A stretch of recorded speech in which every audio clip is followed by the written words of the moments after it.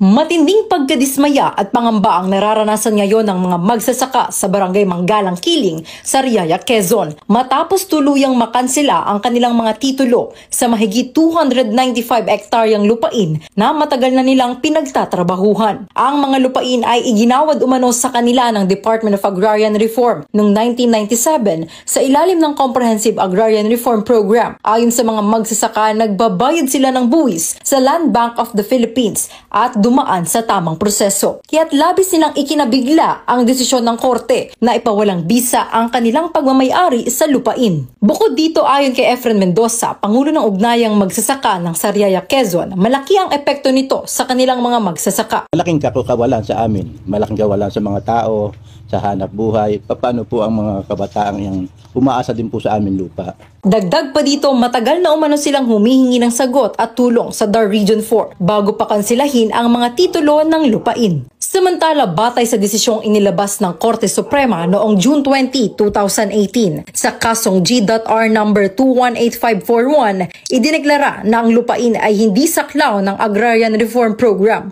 dahil ito ay nareclassify na bilang ecotourism at industrial zone bago pa man ipatupad ang CARP dahil dito kinansela ng DAR noong March 29, 2023 ang mga titulo na nakapangalan sa mga magsasaka. Panawagan naman ni Sir Efren Mendoza, sana ay muling mapansin at matulungan ng mga kinauukulan na muling repasuhin ang desisyon at mapabalik sa kanila ang lupaing matagal na nilang iniingatan. Umaan po sa aming mga lupa tapos ay nabawi itong aming klowa. Ano po ang ibig sabihin yan? Ang gagalingin lang po developer siguro diyan pagka ito po ay tunay na mababawi sa amin.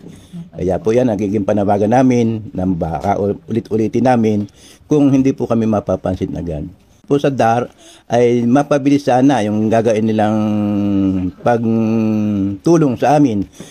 Sa panayam naman ng Brigada News FM Lucena kay Municipal Agriculturist Marisa Pestañas ng Sariaya, Quezon, ang tanging tulong lamang na kanilang magagawa ay paggabay sa tamang proseso para magkaroon ng katiyakan sa mga lupang kanilang tinitirahan. Ito ay talagang sakop ng DAR.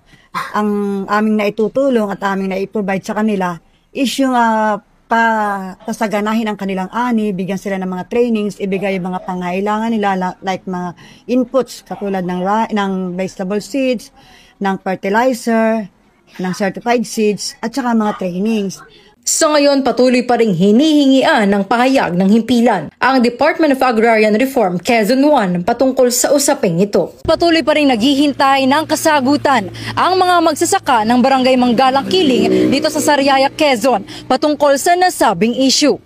In the heart of changing lives, ako si Brigada Karen Robles ng 92.7 Brigada News FM Lucena, the Music and News Authority.